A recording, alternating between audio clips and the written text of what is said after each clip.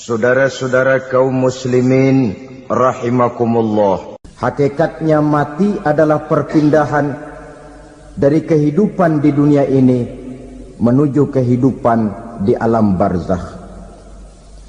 Menunggu kita di alam barzakh sampai datangnya saat kiamat, entah 10 tahun, entah 100 tahun, entah 1000 tahun, hanya Allah saja yang maha tahu. Adapun orang-orang beriman yang melakukan amal kebajikan dalam kehidupan di dunia ini, masa penantian yang lama di alam barzakh buat mereka sebentar saja. Tetapi bagi orang-orang kafir yang ingkar, yang tidak beriman kepada Allah, yang hidup di dunia cuma menumpuk-numpuk dosa, tentu penantian di alam barzakh akan merupakan waktu yang sangat lama. Bukankah dalam kehidupan kita waktu itu memang relatif? Contoh misalnya, bagi pemuda-pemudi yang sedang duduk asyik memadu cinta, waktu 4-5 jam saja rasanya cuma 4-5 menit. Tenggelam oleh keasikan. Tapi buat orang yang berbaring di rumah sakit, meratap di balik-balik apa itu tembok derita kata lagu, di balik dinding-dinding penjara, sehari bagai seminggu, seminggu rasa sebulan, sebulan boleh jadi rasa setahun. Penantian yang sangat lama. Kapan kiamat itu akan datang? Ini rahasia Allah. Jangankan kita yang orang awam, baginda Nabi sendiri tidak diberitahu oleh Allah kapan kiamat itu akan terjadi. Tetapi sungguh pun demikian, banyak hadis-hadis yang menjelaskan ciri atau tanda-tanda datangnya kiamat.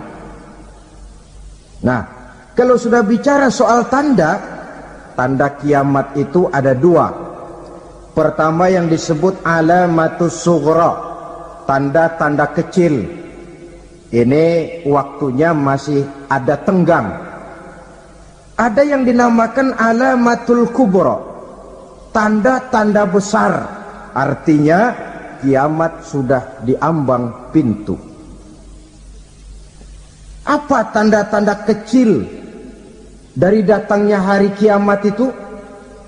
Misalnya kata Nabi, apabila ilmu sudah diangkat oleh Allah, artinya apabila ulama sudah banyak wafat, minat orang belajar agama berkurang, lalu kebodohan nampak merajalela di mana-mana, zina dikerjakan secara terbuka, minuman-minuman keras jadi kebanggaan, itu termasuk di antara tanda-tanda kecil terjadinya hari kiamat. Apalagi misalnya iza waladatil ammatu rabbataha, apabila budak sudah melahirkan tuan. Apa maksudnya? Ada yang mentafsirkan apabila anak sudah bisa membudaki orang tuanya.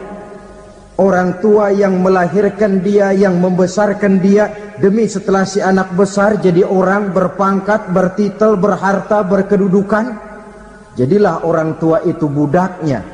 Sehingga sering dibilang kalau orang tua kaya, anak jadi raja. Tapi kalau anak yang kaya, orang tua sering jadi budak.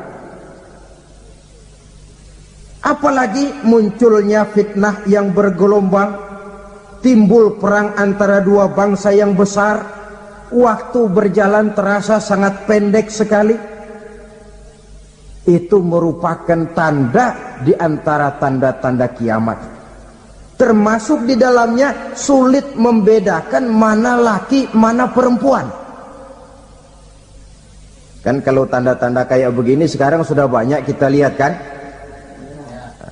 ulama banyak wafat, penggantinya sulit. Zina dikerjakan berterang-terangan, minuman keras jadi kebanggaan, banyak anak membudaki orang tuanya, sulit membedakan mana laki mana perempuan. Kadang-kadang dari belakang kita lihat perempuan bener, begitu kita colek nengok jenggotan.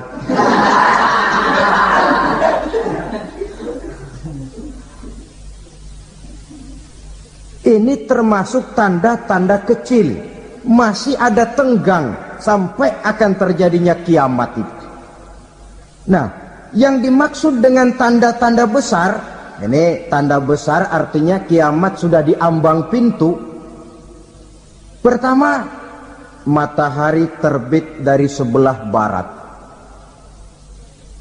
Apabila matahari sudah terbit dari arah sebelah barat, tertutuplah sudah pintu taubat.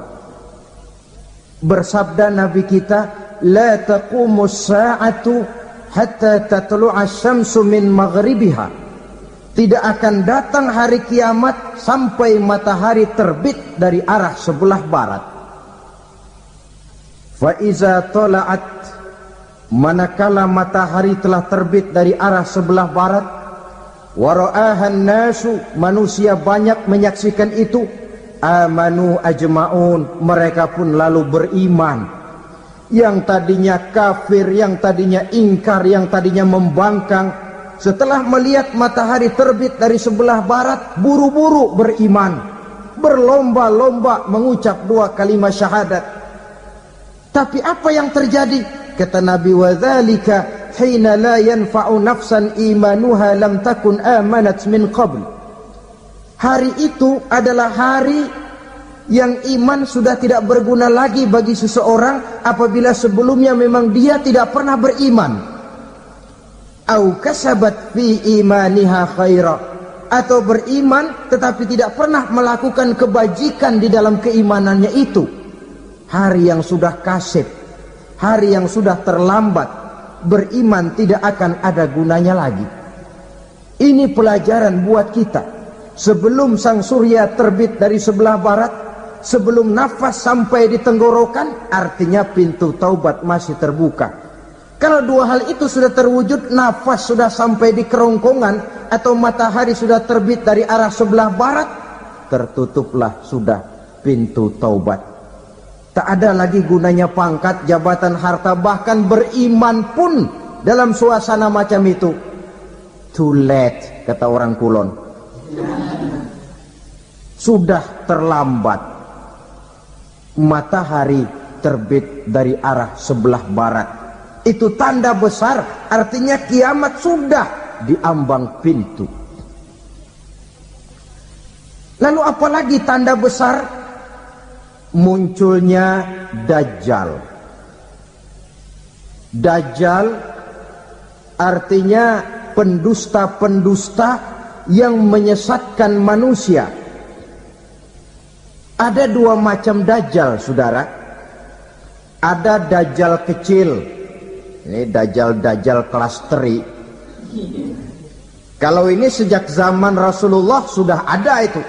Tiap zaman ada. Di zaman Rasulullah misalnya ada yang bernama Aswad al-Unsi dari Yaman. Ada yang namanya Musailamah al-Kazzab dari Yamama.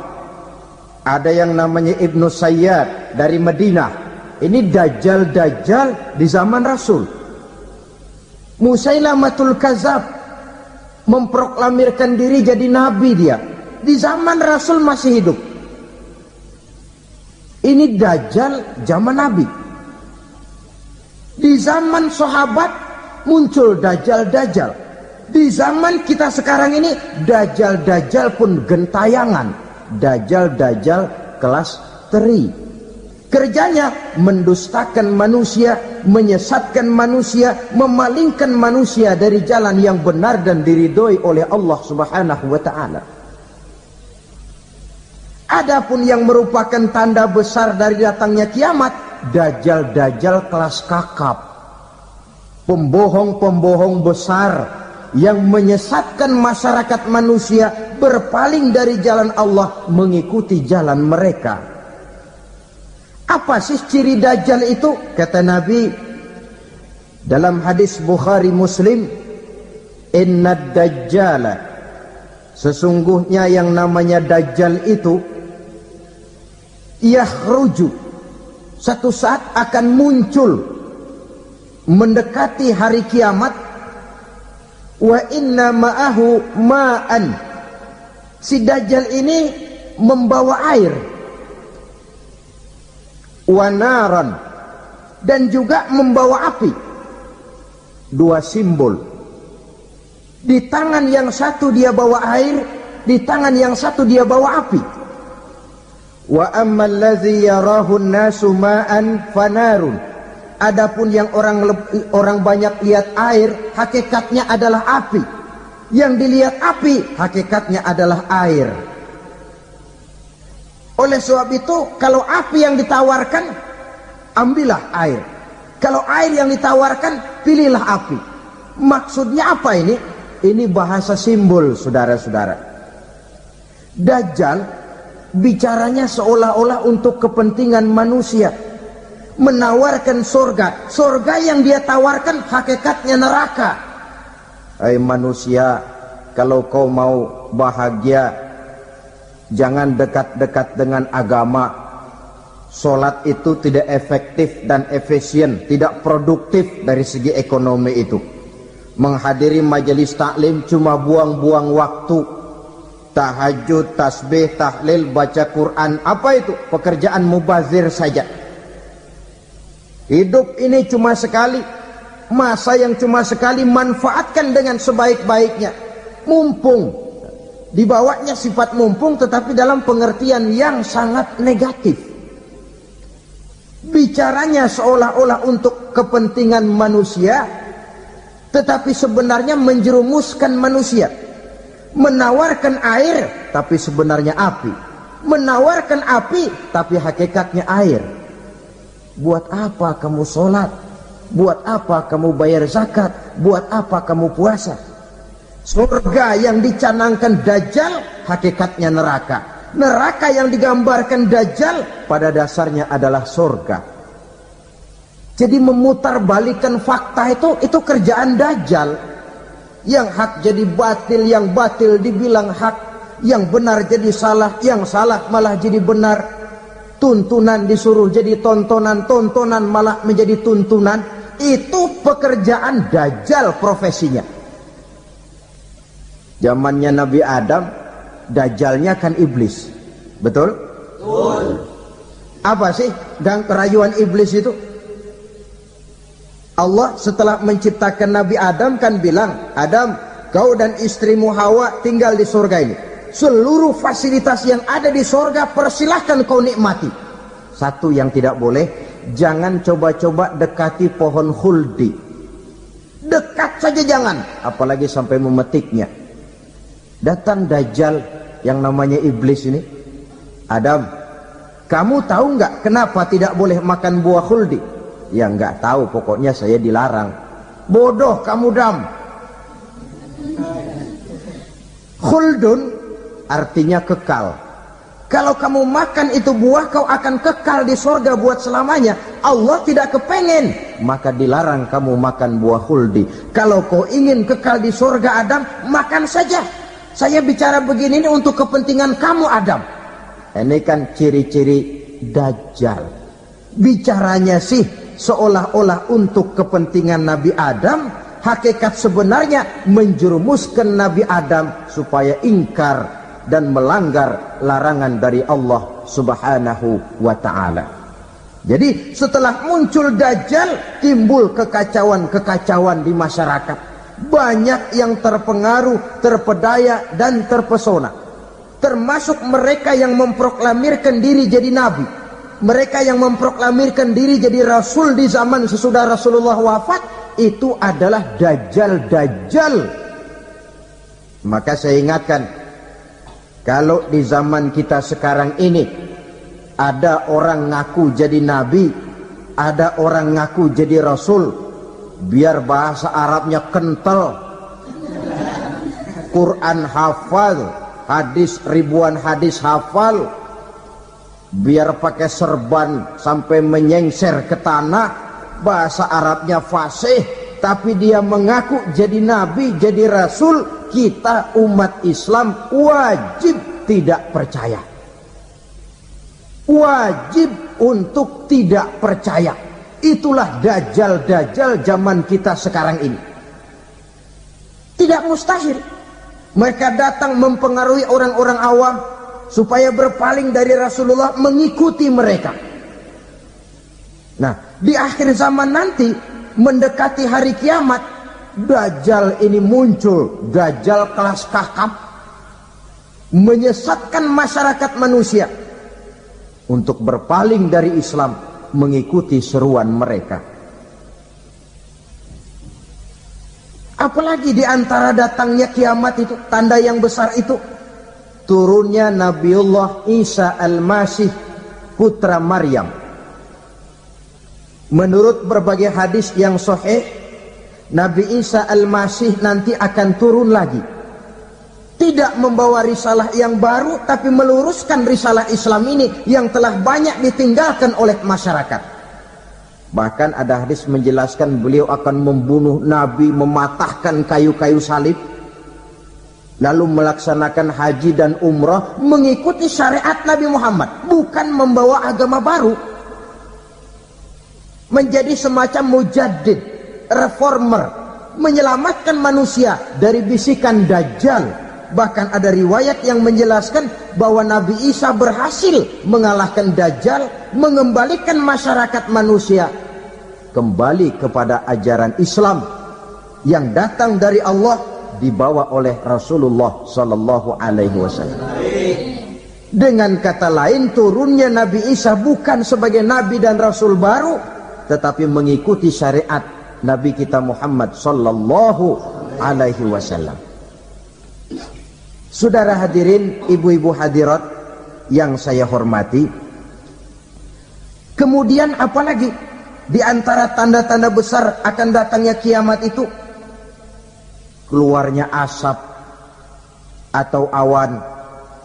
Kata Nabi, inna min asrati sa'ah dukhanan yamla'u ma bainal masyriqi wal maghrib. Di antara tanda-tanda kiamat, munculnya awan atau asap yang memenuhi antara langit dan bumi.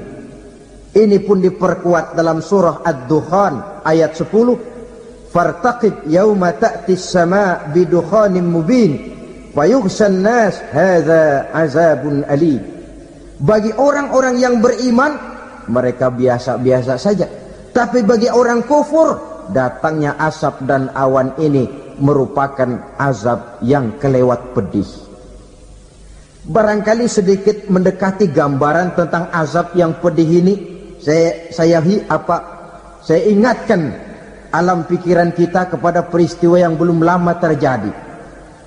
Pernah dengar berita bocornya reaktor nuklir di Chernobyl, Uni Soviet? Pernah dengar? Nah. Bocornya reaktor nuklir di Chernobyl yang mengakibatkan ratusan, bahkan sangat mungkin ribuan nyawa. Cuma satu reaktor. Bagaimana kalau seluruh cadangan nuklir yang dimiliki oleh para negara adik kuasa ini diledakkan? Bahkan yang konon menurut catatan, cadangan nuklir yang dimiliki bersama oleh Amerika dan Rusia sekarang ini sudah sanggup memusnahkan 6 miliar manusia. 1,5 kali lebih banyak dari jumlah manusia yang nongkrong di permukaan bumi ini. Saudara-saudara hadirin yang saya hormati, lalu saat mendekati hari kiamat, apalagi tandanya?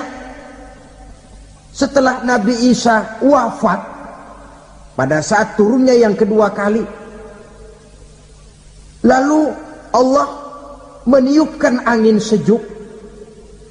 Semua orang-orang beriman, orang-orang baik wafat, sehingga penghuni bumi ini cuma tinggal lagi terdiri dari orang-orang kafir.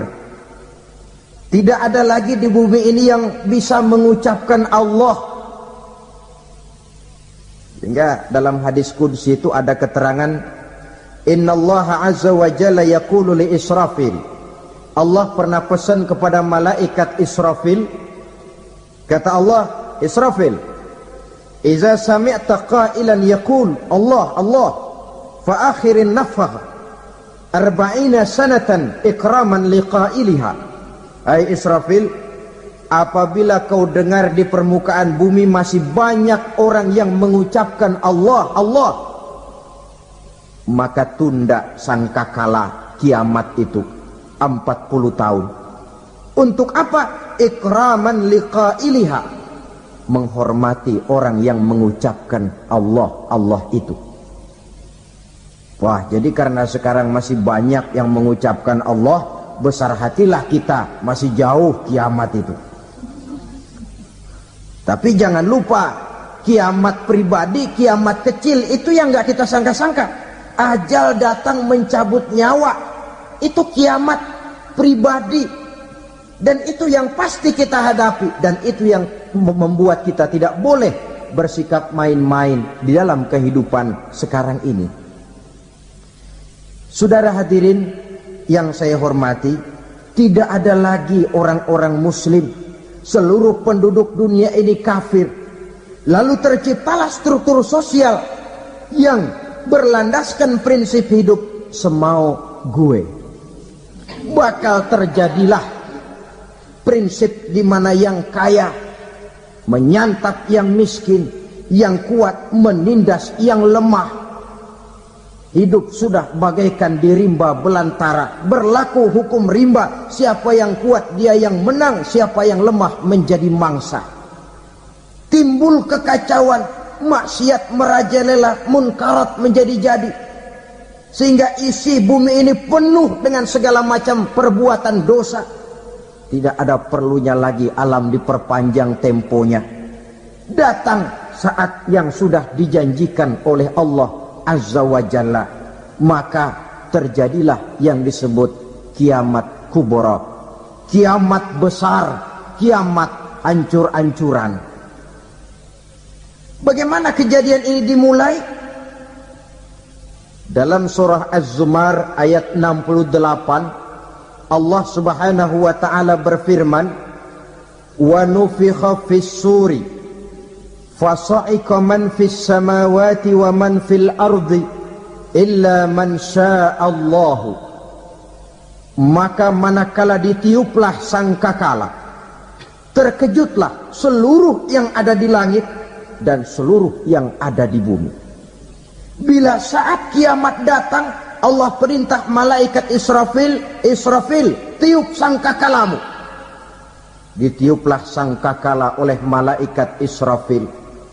Yang akibat daripada tiupan itu, seluruh yang ada di langit, seluruh yang ada di permukaan bumi terkejut.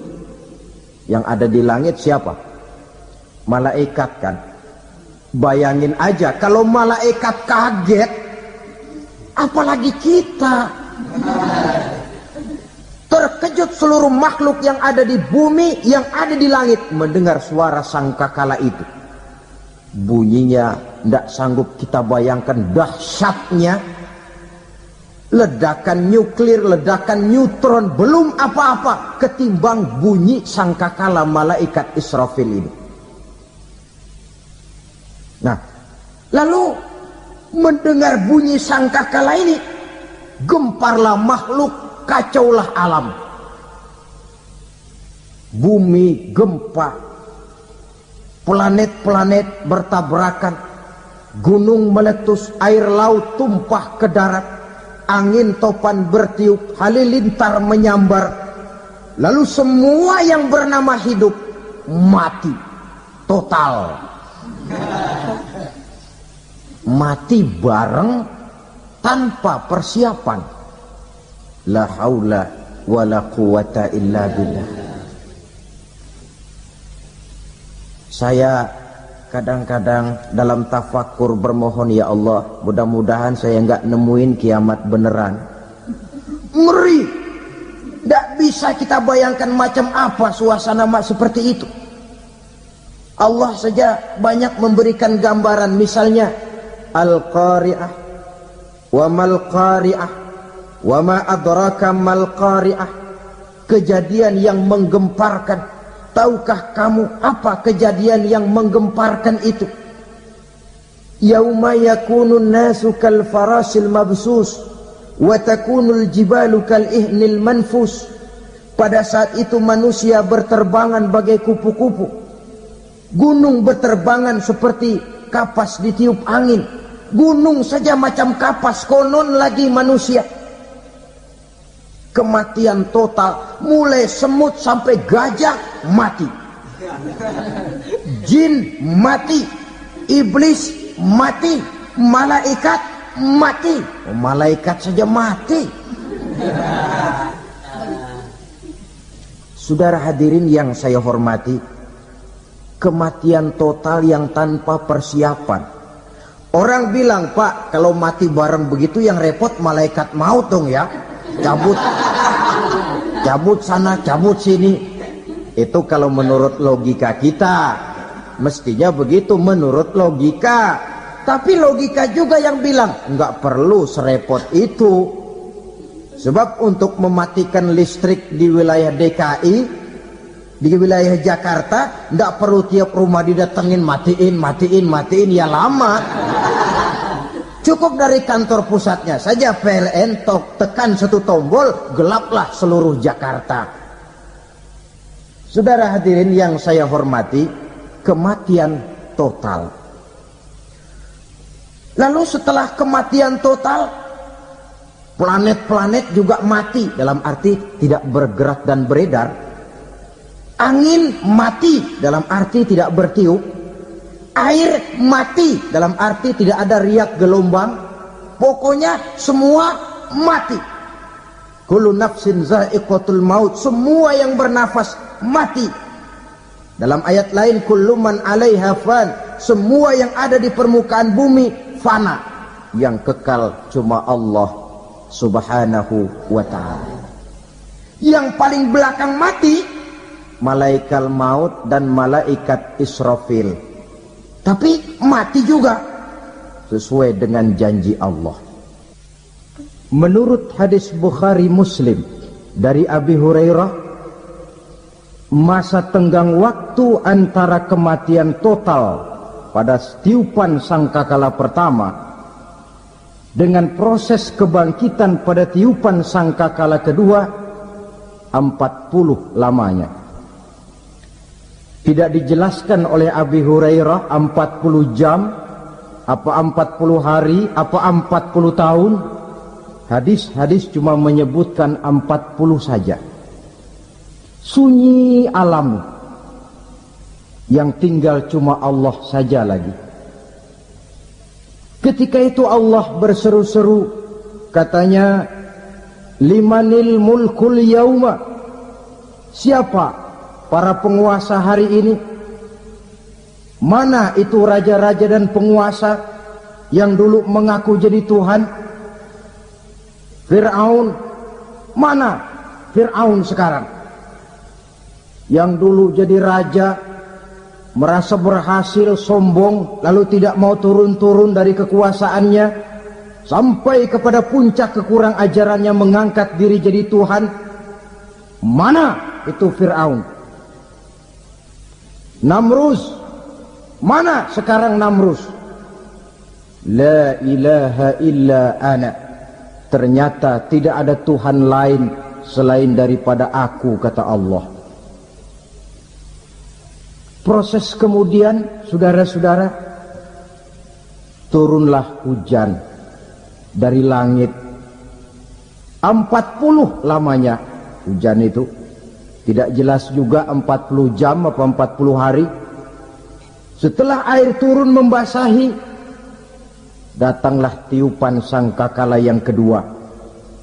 Semua yang bernama mati bangkit dari kuburnya masing-masing. Ini yang disebut Yaumul Ba'thi, hari kebangkitan. Allahu Akbar. Pada saat kita bangkit dari kubur kita masing-masing, kumpul di padang mahsyar namanya, Bayangin aja, saya sendiri nggak sanggup bayangin. Manusia sejak zaman Adam sampai zaman kiamat kumpul bareng di tempat sama. Berapa banyaknya itu?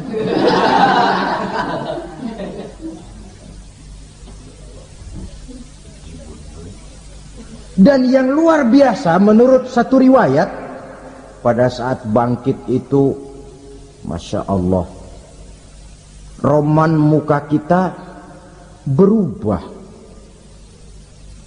disesuaikan dengan amalan kita waktu di dunia ini.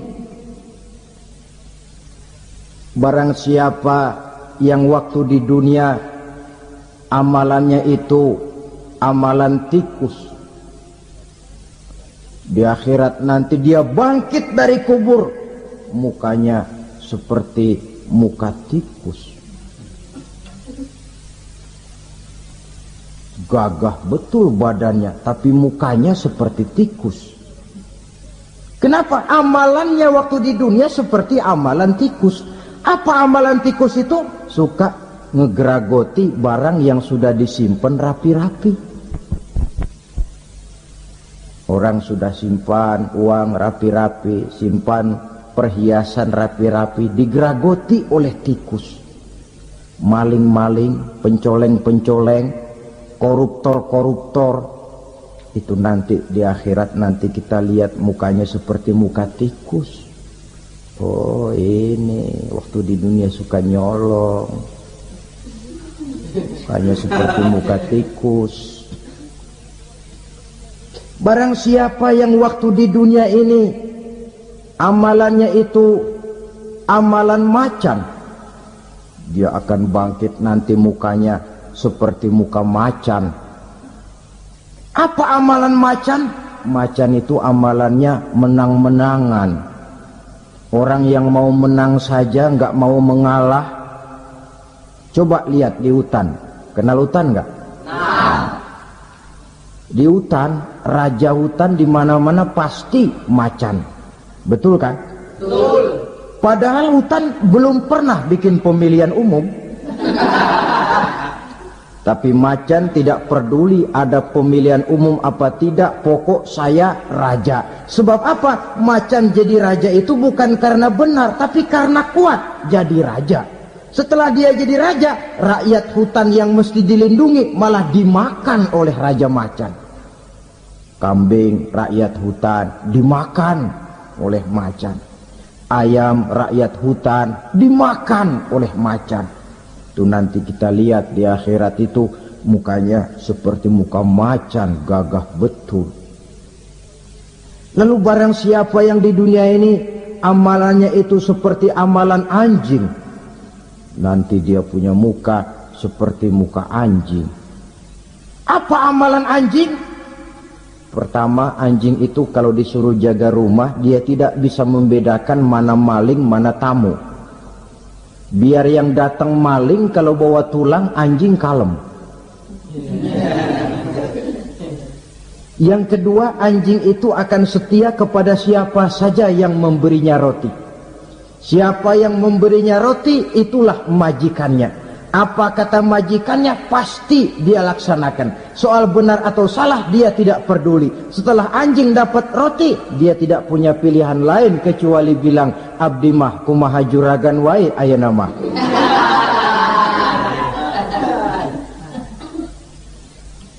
Saudara hadirin yang saya hormati, berkumpul di padang mahsyar, tiap orang sibuk dengan persoalannya masing-masing. Matahari waktu itu didekatkan oleh Allah, panas luar biasa. Ada yang saking panasnya itu mencucurkan peluh keringat sampai sebatas mata kakinya. Ada yang keringatnya sampai sedengkulnya, ada yang keringatnya sampai sepusatnya, ada yang keringatnya mengalir sampai sebahunya. Ada yang kelelap oleh keringatnya sendiri, sementara orang di sampingnya nggak apa-apa. Bergantung lagi amalan dia waktu di dunia ini. Saudara-saudara, sebagian orang dalam kepanikan padang mahsyar berombong-rombong datang mereka menghadap Nabi Adam. Ya Adam, anta abal bashar. Hai Adam, Tuhan adalah bapak moyang manusia. Kami sebentar lagi akan disidang, dimintakan pertanggungan jawab. Tolonglah kami, hai Adam. Kata Nabi Adam, jangankan nolongin sampean, saya sendiri tanggung jawab di hadapan Allah. Ketika dulu tidak boleh makan khuldi, saya serobot. Sudahlah, urus diri masing-masing saja, nafsi.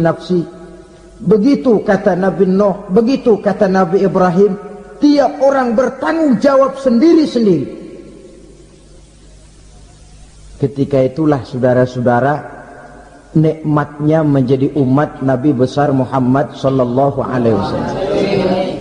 Sebab apa? Walaupun menurut abjad kita ini umat paling belakang, kan paling belakang kita ini toh, karena Nabi Muhammad adalah Nabi akhir, tapi akan dihisap lebih dulu, lewat di atas sirat lebih dulu, masuk surga lebih dahulu ketimbang umat-umat belakangan.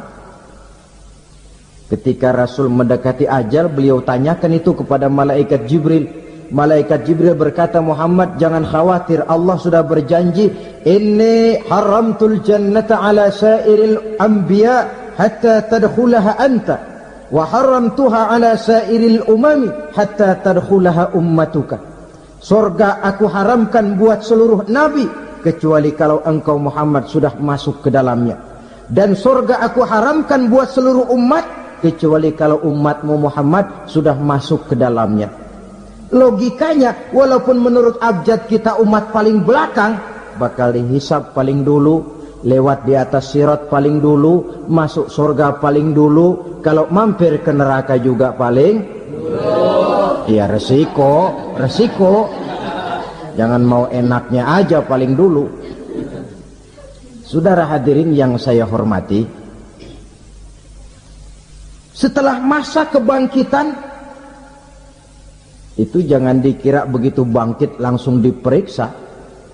Masih menunggu menanti ribuan tahun perhitungan padang mahsyar untuk sampai kepada proses yang disebut yaumul hisab, hari perhitungan.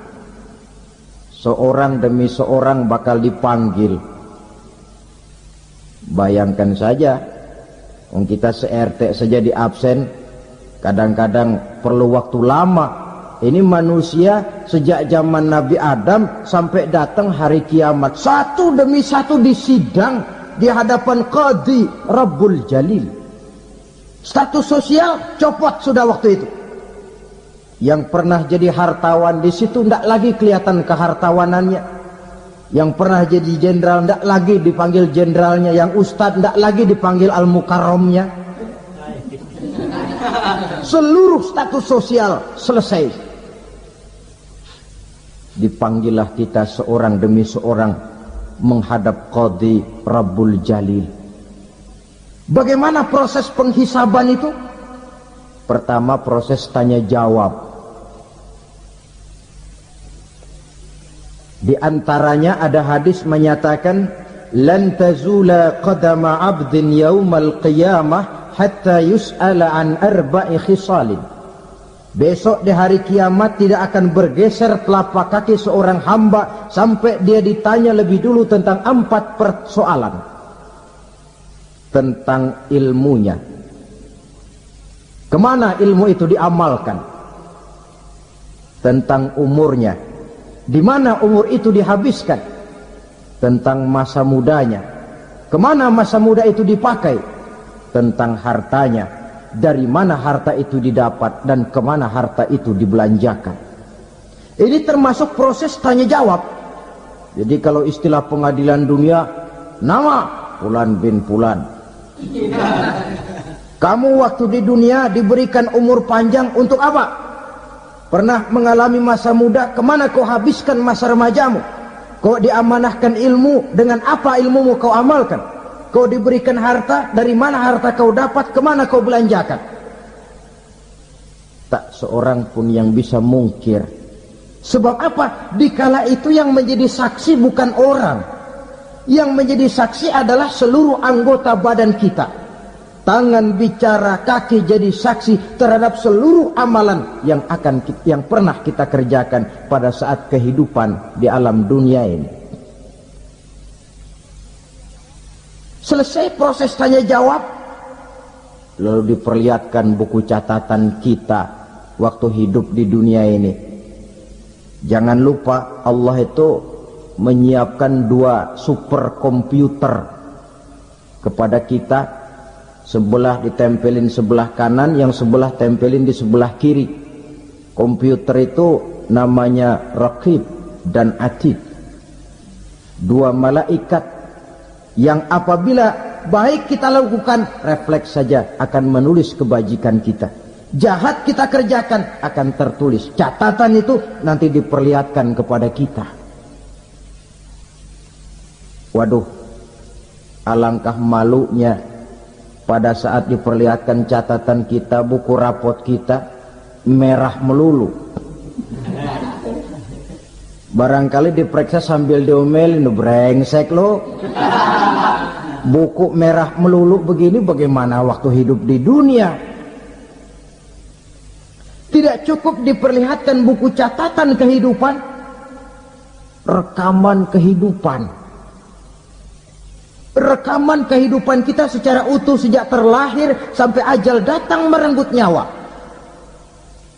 Barangkali mirip dengan video sekarang ini, di mana terekam dengan baik seluruh kegiatan kita, sejak yang sekecil-kecilnya sampai kepada yang sebesar-besarnya. Untuk kemudian kita pun menerima balasan. In khairan fa khairun wa in syarran fa syarrun. Kalau baik ya baik balasannya, kalau jahat ya jahat juga balasannya. Catatan-catatan kita diberikan. Kalau banyak kebajikannya diberikan di tangan kanan dengan cara yang halus. Kalau banyak kejahatannya diberikan dari sebelah kiri atau dilempar dari belakang. Itulah sebabnya sejak di dunia ini kita sudah mohon kepada Allah. Ketika berwudu membasuh tangan kanan, apa kita bilang? Allahumma a'tini kitabi biyamini wa hasibni hisaban yasira. Ya Allah, berikan saya kitab di tangan kanan, dan kalau saya memang perlu dihisab, hisablah saya yang seringan-ringannya. Tangan kiri berlindung kita kepada Allah, jangan sampai diberikan kitab di tangan kiri atau dari arah sebelah belakang. Wa a'udzubika an tu'tiya kitabi bishimali aw min wara'i zuhri, dari arah sebelah belakang. Na'udzubillah min dzalik. Setelah selesai lewat proses penghisaban, lewat mizan, timbangan, maka yang sudah selesai dihisab itu bergeraklah menuju sirat, jembatan yang terbentang menuju surga melalui neraka.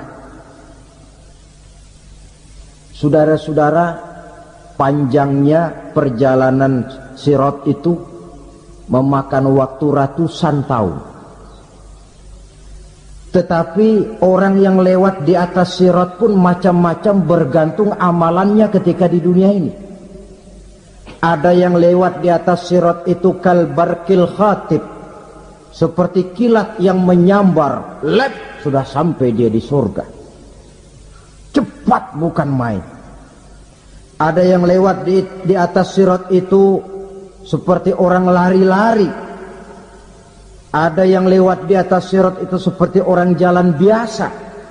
Ada yang sambil merangkak, ada yang sambil ngesor, ada yang sambil gelayutan, ada yang selamat sampai ke ujung ke surga, ada yang tergelincir jatuh masuk ke dalam neraka, bergantung amalannya dalam kehidupan di dunia sekarang ini. Tiap kita akan melewati yang namanya sirat ini. Saudara-saudara kaum muslimin yang saya hormati, dengan demikian mereka yang selamat melalui sirat sampai ke terminal akhir surga, mereka yang ketika dihisab ternyata banyak kejahatannya daripada kebaikannya, mereka singgah di dalam neraka. Nah, adapun orang-orang yang beriman menurut ayat Quran dan hadis Nabi itu nanti ada bermacam-macam. Ada orang beriman itu yang dimasukkan surga. Ada orang beriman itu yang dimasukkan ke dalam surga. Ada orang beriman itu yang disebut penduduk surga. Kenapa lain-lain, Pak? Karena waktu di dunia amalannya juga lain-lain. Ada orang beriman yang masuk surga. Ini paling murah tiketnya. Mau masuk surga? Kata Nabi begini, ma min abdin qala la ilaha illallah thumma mata ala dhalik illa dakhalal jannah. Kalau seorang hamba sudah mengucap dua kalimat syahadat, dia yakin dengan kebenaran kalimat itu sampai matinya, orang itu akan masuk surga. Abi Dzar yang waktu itu diajak bicara heran, ya Rasul kok gampang betul? Iya. Walaupun orang itu mencuri, iya. Walaupun orang itu berzina, iya. Biar dia mencuri, biar dia berzina, kalau dia sudah mengucap dua kalimat syahadat, dia yakin dengan kebenaran kalimat itu sampai matinya, itu orang akan masuk surga.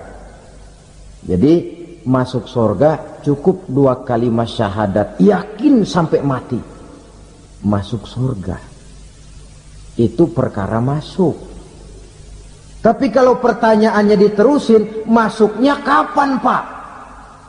Nah, ini lain lagi urusannya.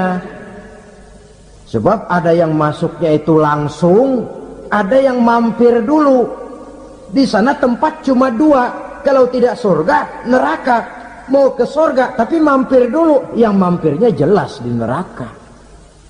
Kenapa? Dalam hadis qudsi ada riwayat, nanti itu di akhirat, setelah Allah selesai mengatur penduduk surga masuk surga, yang neraka masuk neraka, Allah berkata kepada malaikat Malik, malaikat Malik, labaik ya Allah, itu bajingan-bajingan tengik, manusia-manusia durjana yang waktu di dunia tidak mau sujud, jauh dari ulama, gemar melakukan yang munkarat dan maksiat, hidup di tengah masyarakat selalu jadi bibit keonaran, kufur, sudah masuk neraka semua.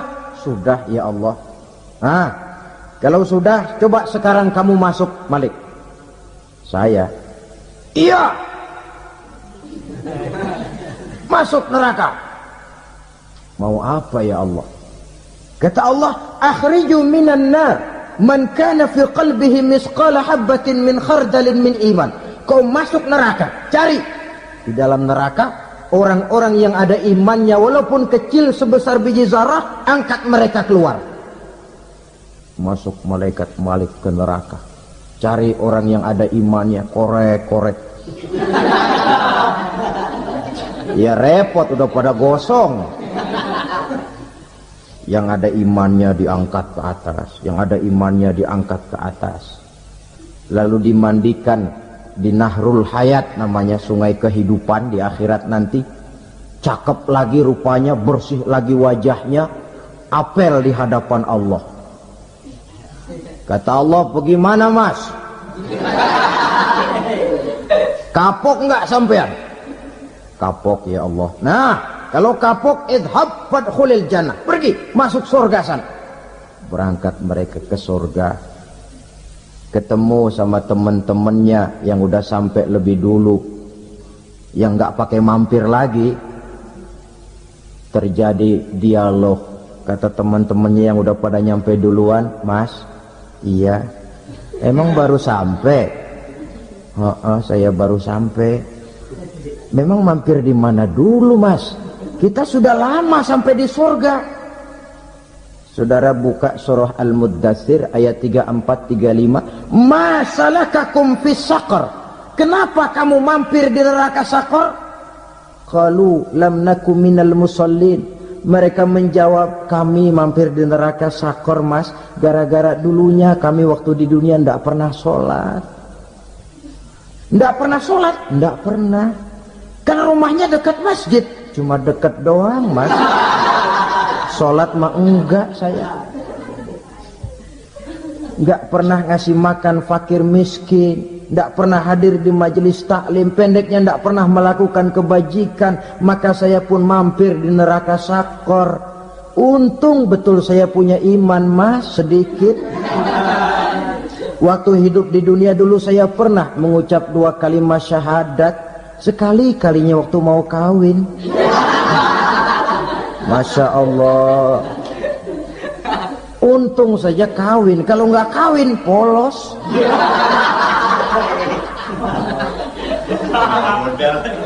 Itu juga pengulu sudah setengah mati ngajarin. Asyhadu alla, asyaduaan, asyaduaan.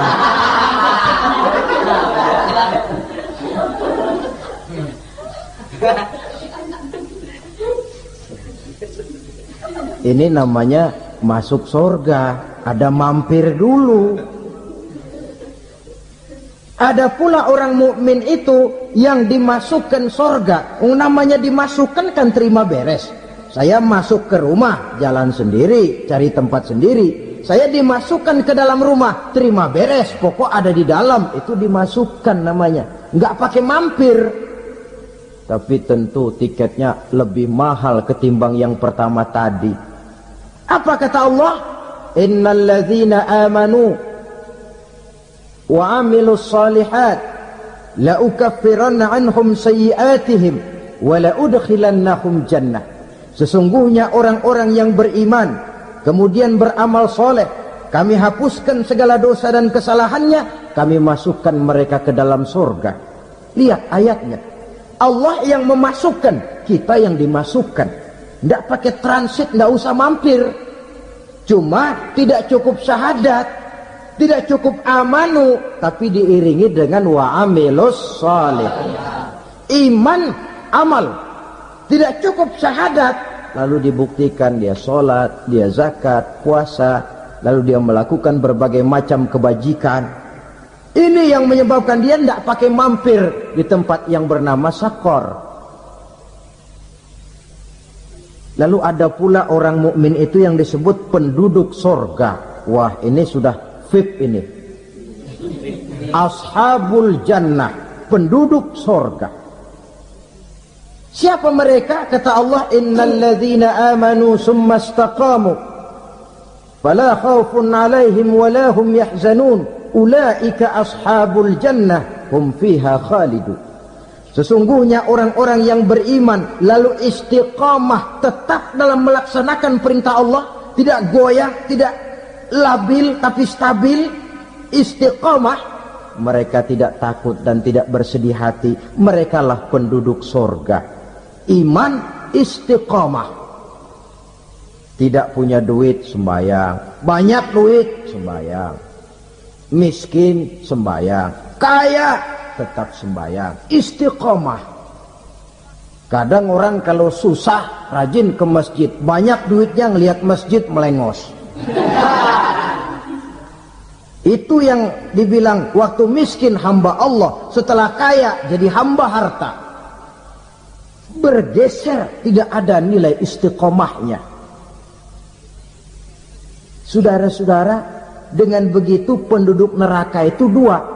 Ada penduduk permanen, ada penduduk yang semi permanen. Yang semi permanen orang-orang beriman yang mempunyai dosa besar. Mereka masuk ke neraka untuk menerima azab sesuai dengan dosanya. Bila selesai masa azab itu, mereka akan diangkat untuk ditempatkan kembali ke dalam surganya Allah Subhanahu wa ta'ala. Nah, dikala itulah saudara-saudara, ada yang disebut syafaat dari Rasulullah Sallallahu Alaihi Wasallam. Tapi tentu jangan lupa, syafaat ini ibarat kain menambal dia. Kita punya kain bolong-bolong sedikit, syafaat yang menambal.